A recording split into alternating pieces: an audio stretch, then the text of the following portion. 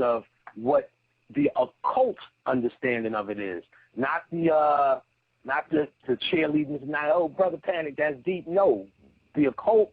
The occult just means hidden culture, the hidden understanding. And again, these are later day Egyptians. This is all our Kemetic thought.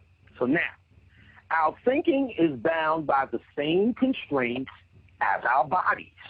It collides against the same barriers and is dragged down by the weight of the same contingencies. What does this tell us?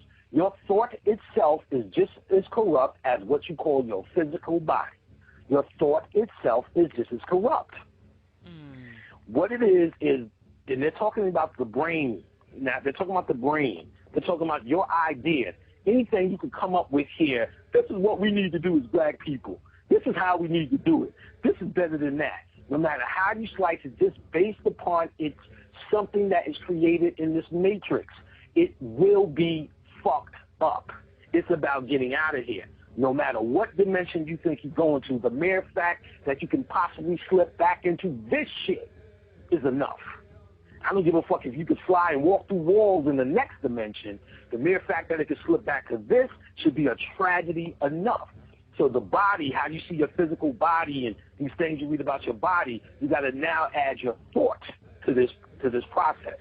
What you're looking for is light, and you got to know that it's going to be flawed. The knowledge of the information that you're getting is actually letting go of what it is you think you are, as opposed to gaining. You get what I'm saying? Right. Most people try to get into this to gain. I want to be able to tell you this. Well, break that down, brother. Well, magic is the fruitation that comes to the root. Now, it's about forgetting all of that shit. It's about letting it all go. How do you rise? By gaining or letting shit go? Letting go what it is you think you are. That's what I was saying with stand up and pee. You know what I'm saying? Eat ring dings if you don't eat them. Right. Because what it is you think, or you've locked yourself into thinking as your perfect being. I am the vegetarian, and I drink all the vegetable juices I can. All of that. Not saying give that up or go that extreme, but challenge that. You get what I'm saying? Right. You know, I don't eat pig, I don't eat beef and all of that shit. You know, and I'm not. I think it's disgusting. There's many easier ways to challenge yourself. Right. This more than having the example of what to do, or for me to give you the example, understand the thought behind it, and you come up with your own solutions. Right. Understand the thoughts. So trying to think your way out of this is wrong. Somebody was like, they wanted to give me a statue one year of the thinker. I'm like, fuck the thinker. That bitch ass nigga, he's trying to figure it out. You look at Jesus, that nigga always pointing up to some shit. Like, he's the fucking knower. You know what I'm saying? Right. Jesus knows some shit. Now, there is no real Jesus. There is no white Jesus. It's a symbol. Let me be clear if somebody's confused about that shit. It's a symbol. Now, I can tell you some other shit. Remember Enter the Dragon? I think I might have said this on the show, but I'll document it here. Enter the Dragon, Bruce Lee goes to the boy and says, concentrate on the finger. He's pointing up. The dude concentrated on the finger. Bruce Lee smacked him in the head. He said, you focus on the finger, you're going to miss all the glory of the moon. And Bruce Lee was actually pointing to the moon. That's actually very occult. And, Bruce Lee was Illuminati. And actually Jet Li took over. Bruce Lee started giving out Illuminati secrets, and that's why they killed him and killed his son. But Jet Li took over that spot. Now, it's a cult because when you see Jesus, he's always pointing up. Right. And what it represents is, even in its old, dilapidated, corrupt state, is he's actually pointing to where he gets his light from, as opposed to you concentrating on the finger, which is represented as him. You concentrating on him, oh, Jesus has come, Jesus. But he's telling you it's actually up there where I'm getting it from. That's an old remnant of the symbol he represented, as opposed to that bullshit he became now. Right. This invented thing. Now, you got to remember, he's only nothing but Krishna, Krishna, Perseus, Hercules, right. Achilles, Haru is the template, Vishnu, he's the sun god. There's so many sun gods. Hanuman is a sun god. There's so many sun gods. He's just the version that they use to conquer the world. Got it. Jesus is a combination of Jupiter and Zeus, the word itself. You get what I'm saying? Right. They use this, the Gnostics were using all this at this time to still try to keep Kemetic thought in a corrupt world in later day. All right, let's go to another quote. Evil lies in the existence of matter itself. And as far as the parody, I must listen to this shit. Evil lies in the existence of matter itself. Insofar, it is a parody of creation, a fraudulent arrangement of first seeds.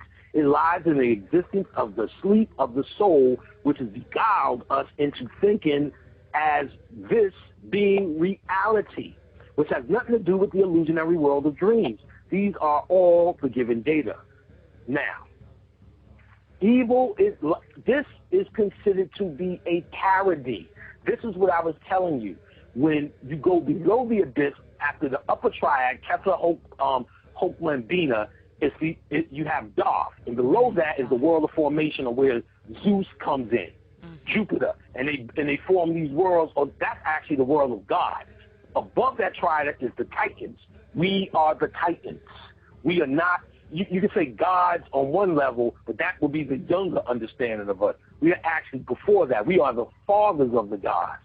That's why we created all these gods that you now are worshiping. All the Oshuns and the rest of these gods. We created these gods in our mind as a way of explaining to us. You got to remember, what the Kamites did was they broke every element down to a god. Yes. To explain ultimately the unknowable, which was use all of those gods. Right. So they went in detail with elements and made it a god to show you as it all comes together, you become that god. Again, in Judy K. King's book and in other books, they talk about once you die, meet Ra in the sunboat, and your soul and all this, you become all of those gods, which is the unknowable, because the unknowable is because your alchemical transformation in third dimension becomes something new. That's why that's also why it's unknowable. You don't want to define it and fuck up what you're becoming. You ain't going through all this for nothing. You're going through this for a reason. Right, right. So we're in a parody of creation, and we stay in it as long as we believe this dream world is real. The soul sleeps here. Oh, like my soul is telling me to do something. No, your soul is asleep here. What you're doing is gaining light through this knowledge. You know what I'm saying? Gaining light. Once this is all said and done and you're finished with it, you graduate. Earth is nothing but a school. Earth is nothing but a school, and it could be a prison for some. And for most it is. Now, thus the simplest phenomenon and the most elemental to boot, that of nutrition, would have to be, for the Gnostics, a typical example of malfeasance into action. For the very act of nourishing oneself, of sustaining life, specifically implies death to other living species. Each birth, each perpetration of life or perpetuation of life increases the domain of death. So, what does that mean, quite simply? It means that every new baby, oh, look at the baby they're born, you bring death along with you. Death along with you. Now, you can look at it from the laws of Tahuti, cause and effect, or polarity. So each time you bring a good deed, because it has an absolute opposite that must show up, a bad deed must come with it. Each time you help an old lady down the stairs, somewhere in the planet an old lady does not get help down the stairs, because that's the opposite. This place is a flaw. For every 10 good things you do, the other polarity follows it somewhere. Yes. This place could never, ever be balanced, just, none of those things. It cannot, for the mere fact that just based upon what you know about the laws of Tahuti, fuck that up. Right, right. Fuck that up. So every time you bring, if there's 3,000 motherfucking new shiny babies born, then there's 3,000 motherfuckers that also bring with them the reality of what we call death, destruction. Just by them eating vegetables too, nigger. Plants are alive. Right, they are alive. No, plants are alive. So, that alone is profound. All right, let's get another quote here.